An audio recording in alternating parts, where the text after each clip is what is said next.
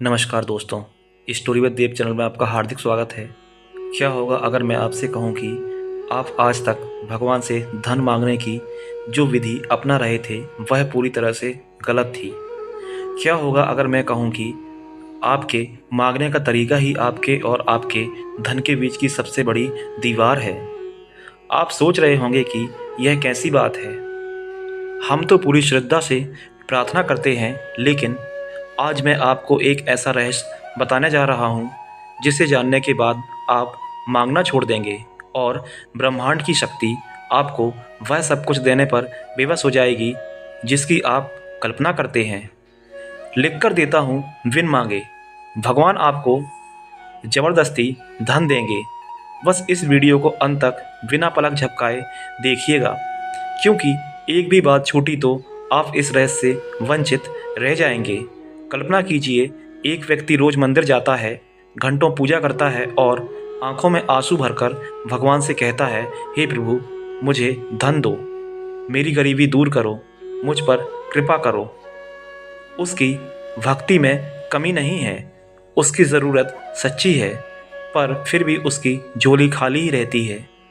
वहीं एक दूसरा व्यक्ति जो शायद कभी कभी ही मंदिर जाता है, लेकिन उसका घर धन धान्य से भरा है। ऐसा क्यों? क्या भगवान पक्षपात करते हैं? नहीं, बिल्कुल नहीं। असली खिल मांगने में नहीं, बल्कि देने की पात्रता अर्जित करने में है। हम सब एक बहुत बड़ी भूल करते हैं। हम खुद को एक भिखारी और भगवान को एक दाता मान लेते हैं।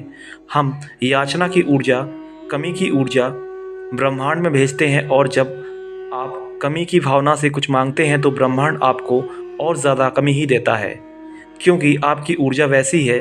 आप भगवान को यह संदेश दे रहे हैं कि मेरे पास नहीं है, मैं अभाव में हूँ, और ब्रह्मांड का नियम है, आप जैसा महसूस करते हैं वैसी ही परिस्थितियाँ आपके जीवन में और बढ़ जाती हैं। तो फिर वह रहस्य क्या है? वह कौन सा मार्ग है जिस पर चलकर बिना मांगे सब कुछ मिलता है?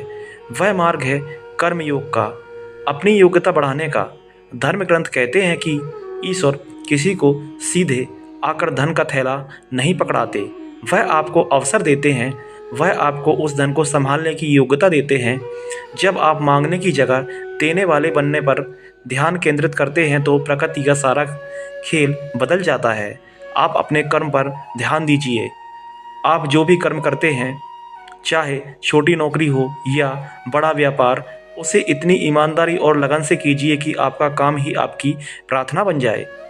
जब आप अपने काम के माध्यम से दूसरों के जीवन में कोई मूल्य जोड़ते हैं, किसी की सहायता करते हैं, तो आप सीधे सीधे ब्रह्मांड के खाते में पुण्य जमा कर रहे होते हैं।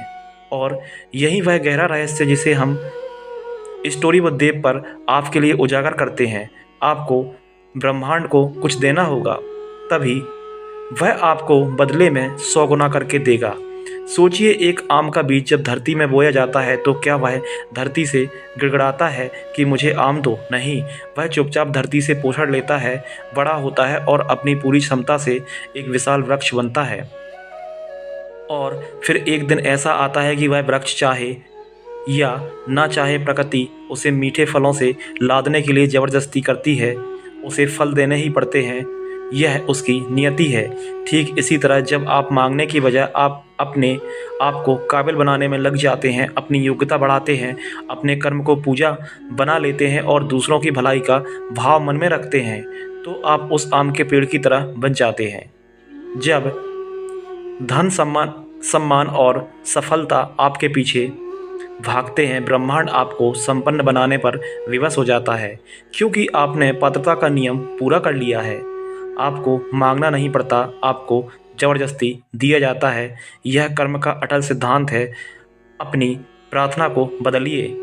अगली बार जब मंदिर जाएं तो यह मत कहिए कि भगवान मुझे दो, बल्कि यह कहिए, हे प्रभु, मुझे इस योग्य बनाओ कि मैं लाखों लोगों को दे सकूं। मुझे इतनी शक्ति और बुद्धि दो कि मैं इस संसार के लिए एक स्रोत बन सकूं। जिस दिन आपकी प्रार्थना याचना से संकल्प में बदल जाएगी, उस दिन से आपका जीवन बदलना शुरू हो जाएगा। आप भिखारी नहीं, एक चुंबक बन जाएंगे जो धन और अवसरों को अपनी ओर खींचता है। यह कोई चमत्कार नहीं है, सृष्टि का शुद्ध विज्ञान है। तो आज से मांगना बंद और बनना शुरू कीजिए, अपनी क्षमताओं को बढ़ाइए, अपने कर्म को निखारिए और फिर देखिए कैसे बिन मांगे भगवान आपको वह सब कुछ देते हैं जिसके आप सच में हकदार हैं। अगर आपको यह बातें दिल तक पहुंची हों और अब आपने इस गहरे रहस्य को समझ लिया हो तो इस ज्ञान को दूसरों तक भी पहुंचाएं और हमारे चैनल स्टोरी विद देव को सब्सक्राइब करना बिल्कुल ना भूलें। इस वीडियो को लाइक करें और अपने प्रियजनों के साथ साझा करें ताकि वह भी इस जीवन बदलने वाले ज्ञान का लाभ उठा सकें। धन्यवाद।